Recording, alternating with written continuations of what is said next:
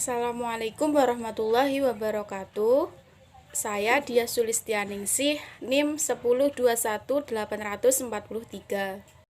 Dan saya Erika Putriani, NIM 102180045. Dan saya Feni Kartika Suryanti, nomor induk mahasiswa 1021847. Assalamualaikum warahmatullahi wabarakatuh. Kami dari kelompok 9 akan mempresentasikan makalah kami yang berjudul Perimbangan Keuangan antara pusat dan daerah. Yang pertama saya akan menjelaskan mengenai sistem perimbangan keuangan pusat dan daerah.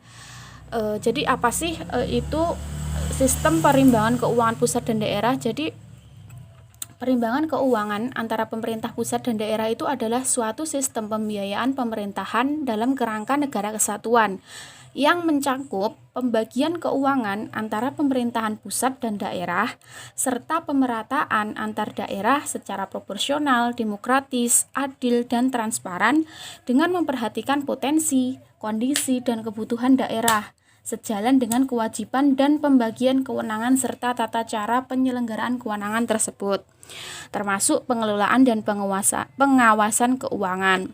Lalu hubungan antara keuangan pusat dan hubungan keuangan antara pusat dan daerah itu dapat ditunjukkan agar daerah dapat melaksanakan kewenangan otonominya sesuai dengan aspirasi dan kebutuhan masyarakat daerah.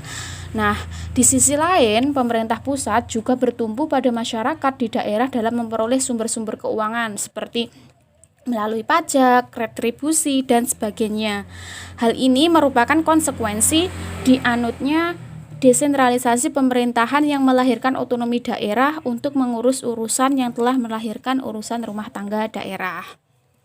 Selanjutnya dalam sistem perimbangan keuangan pusat dan daerah ini terdapat 4 kriteria sebagai acuan untuk menjamin sistem hubungan antara pusat dan daerah. Yang pertama yaitu sistem tersebut itu harus memberikan kontribusi kekuasaan yang rasional di antara tingkat pemerintahan mengenai penggalian sumber-sumber dana pemerintah dan kewenangannya, yaitu suatu pembagian yang sesuai dengan pola umum desentralisasi. Yang kedua, sistem tersebut itu harus menyajikan suatu bagian yang memadai dari sumber-sumber dana masyarakat secara keseluruhan untuk membiayai pelaksanaan dan pembangunan yang diselenggarakan oleh pemerintah daerah. Lalu sistem kriteria yang ketiga yaitu sistem tersebut harus sejauh mungkin mendistribusikan pengeluaran pemerintah secara adil di antara daerah-daerah atau sekurang-kurangnya memberikan prioritas pada pemerataan pelayanan kebutuhan dasar tertentu. Sedangkan kriteria terakhir yaitu pajak atau retribusi yang dikenakan oleh pemerintah daerah harus sejalan dengan distribusi yang adil atas beban keseluruhan dari pengeluaran pemerintah dalam masyarakat. Itulah keempat kriteria sebagai acuan untuk menjamin sistem hubungan antara pusat dan daerah. Selanjutnya akan diteruskan oleh teman saya. Selanjutnya, saya akan membahas tentang peraturan perundang-undangan tentang keuangan. Undang-undang yang mengatur mengenai perimbangan keuangan antara pemerintah pusat dan pemerintah daerah adalah sebagai berikut. Yang pertama, Undang-Undang Nomor 32 Tahun 1956. Yang kedua, Undang-Undang Nomor 25 Tahun 1999. Dan yang ketiga, Undang-Undang Nomor 33 Tahun 2004.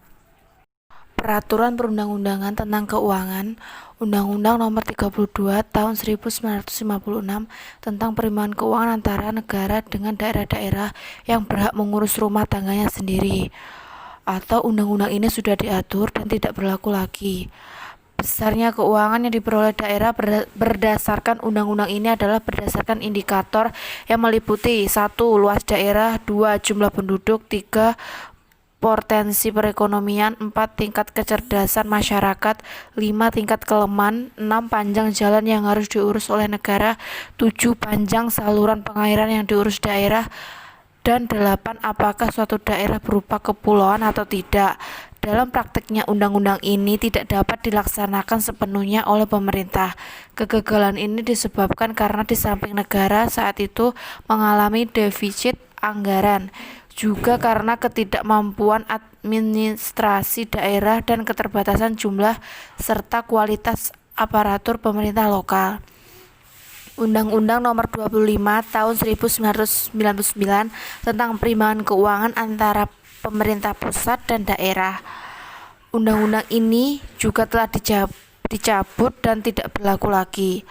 Undang-Undang Nomor 33 Tahun 2004 tentang perimbangan keuangan antara pemerintah dan pemerintah daerah, undang-undang masih berlaku. Selanjutnya mengenai tata cara serta fungsi keuangan. Tata cara pelaksanaan kegiatan pengelolaan keuangan yang dilakukan gubernur dalam pelaksanaan dekonsentrasi mengacu pada peraturan perundang-undangan tentang tata cara pelaksanaan kegiatan pengelolaan keuangan APBN yang berlaku. Bila terdapat saldo anggaran pelaksanaan dekonsentrasi, saldo tersebut disetor ke kas negara. Penyaluran dana pelaksanaan dekonsentrasi dilakukan sesuai dengan ketentuan yang berlaku di APBN. Ketentuan yang lebih lanjut tentang penyaluran ditetapkan dengan keputusan Menteri Keuangan. Bila pelaksanaan dekonsentrasi menghasilkan penerimaan, maka penerimaan tersebut merupakan penerimaan APBN yang disetor ke kas negara. Kemudian, instrumen yang dipergunakan dalam perimbangan keuangan antara pusat dan daerah.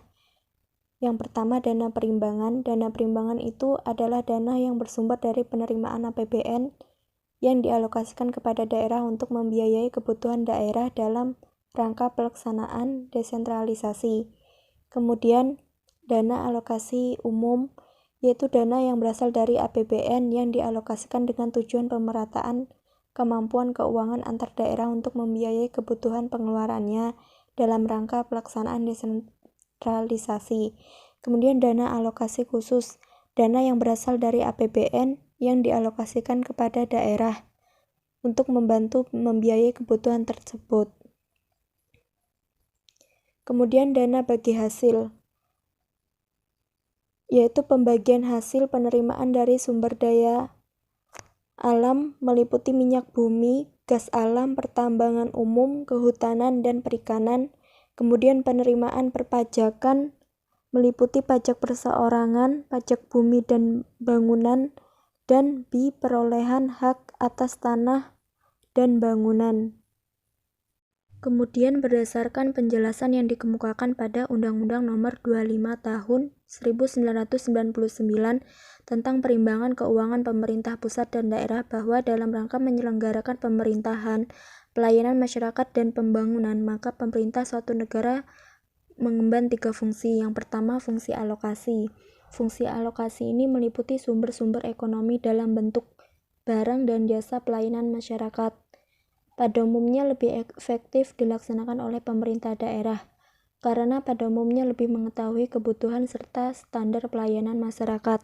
Yang kedua, fungsi distribusi, meliputi pendapatan dan kekayaan masyarakat serta pemerataan dalam pembangunan. Umumnya dilaksanakan oleh pemerintah pusat. Kemudian yang terakhir, fungsi stabilisasi, meliputi pertahanan dan keamanan, ekonomi dan moneter, dan pada umumnya dilaksanakan oleh pemerintah pusat. Dalam pelaksanaannya perlu diperhatikan kondisi dan situasi yang berbeda-beda pada masing-masing wilayah. Dengan demikian, pembagian ketiga fungsi tersebut adalah sangat penting sebagai landasan dalam penentuan dasar-dasar perimbangan keuangan antara pemerintah pusat dan daerah secara jelas dan tegas. Sekian presentasi dari kelompok 9, kurang lebihnya mohon maaf. Wassalamualaikum warahmatullahi wabarakatuh.